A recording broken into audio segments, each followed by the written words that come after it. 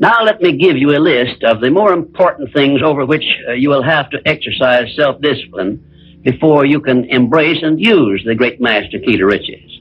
1, you will have to gain mastery over your tongue by acquiring the habit of thinking first and then speaking after you are sure that what you say will benefit you and not injure others.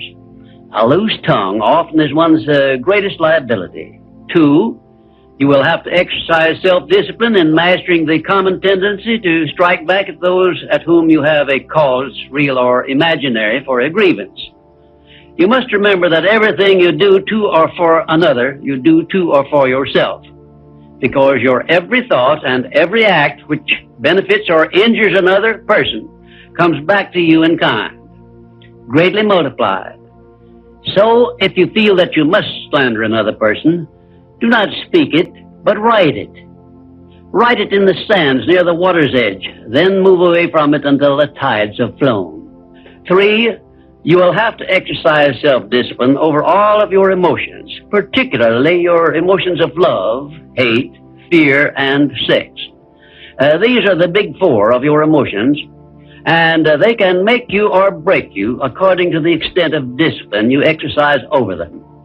4, your mental attitude needs discipline and control at all times. Lacking this discipline, it can, and it often does, drive away friends, destroy opportunities to get ahead, brings on physical and mental illness, develops stomach ulcers, and makes peace of mind impossible.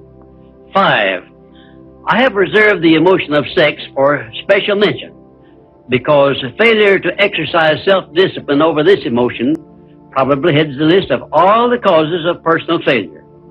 The emotion of sex is the most powerful of all emotions, and it is nature's great creative instrument with which all species of living things are perpetuated. The proper means of self-discipline of the emotion of sex is transmutation, the control and direction of this great emotional feeling toward the attainment of worthy purposes, such as the fulfillment of one's major purpose in life.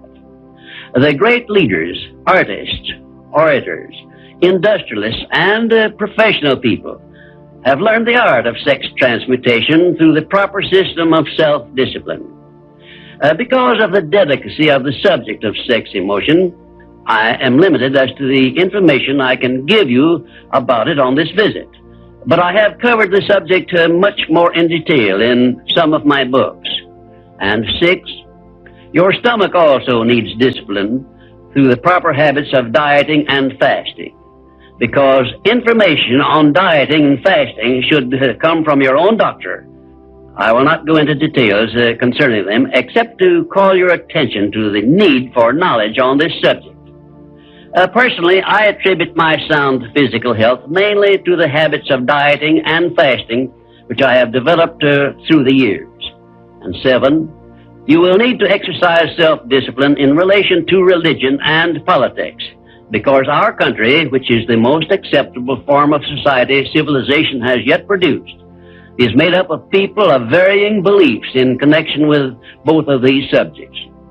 To be happy and prosperous in our country, we must learn to live and to let live, to give others the privileges we ask and demand for ourselves. And this often calls for strict discipline over self.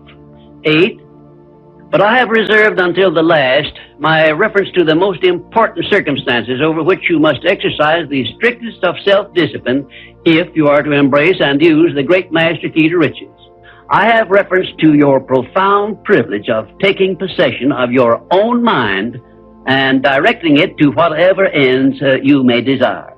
You cannot take possession of your own mind or direct it to definite ends without a practical system. I have devoted the better portion of my past life to the revelation and presentation of such a system. And I know that this system works because it has been successfully used by many millions of people throughout the world. The system is not only practical and workable, but it is so simple that anyone who is ready for it may master it and use it successfully. Its use does not call for a genius nor a great amount of formal education.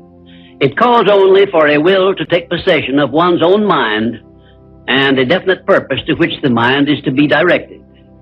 Self-discipline by Thomas A. Edison made him the world's greatest inventor, who revealed to mankind during the first half of the 20th century more of nature's secrets than had been uncovered during the entire previous history of civilization.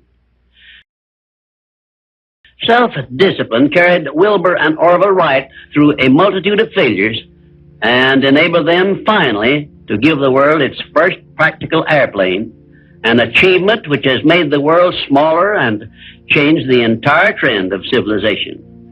Self-discipline helped Helen Keller to triumph over deafness, blindness, and dumbness, a combination of afflictions such as most people never experience. Self-discipline helped me to carry on through years of heart-aching discouragement and defeat and give the world the first practical philosophy of success based on the know-how gained by hundreds of men and women who spent a lifetime by the trial and error method in discovery of the principles which lead to personal success. Self-discipline is among the top-ranking features of all the great religions, including, of course, the Christian faith. And there are some people who believe that our major purpose on earth is that of developing wisdom through struggle and self-discipline. One thing is certain: no one ever becomes very wise without the aid of self-discipline, and no one ever finds peace of mind and happiness without the strict exercise of self-discipline. Self-discipline is the only means of transmuting sorrow into faith. It is the only means by which we may transmute hatred of others into the milder emotion of sympathy for them. It is the only means by which we may reveal and profit by the seed of an equivalent benefit which comes with every adversity and every defeat. It is the only means by which we may shut out of our minds the deadly effects of past experiences of suffering and unpleasantness. And it is the means by which we may discover that other self we carry around with us, that self which has great capacity for belief and does not become influenced by failure and defeat. Self-discipline can give us freedom from the fear of death, the most difficult to master of all of our fears. It can free us from the disease of hypochondria, the fear of imaginary illness with which so many people suffer and sometimes die. Self-discipline is the means by which we may think our own thoughts, live our own lives as we wish to live them, and remain forever free from the evils of fears and limitations which we have inherited from the dark ages before the dawn of civilization. The Creator never gives one an asset or benefit without passing along with it the means by which it may be embraced and used. Self-discipline, therefore, is the means by which the Creator provided us with a method of embracing and using the only thing over which we have unchallengeable control, the power of our own thoughts. And now, until our next visit, may I remind you that the habit of taking the line of least resistance makes all rivers and some men crooked.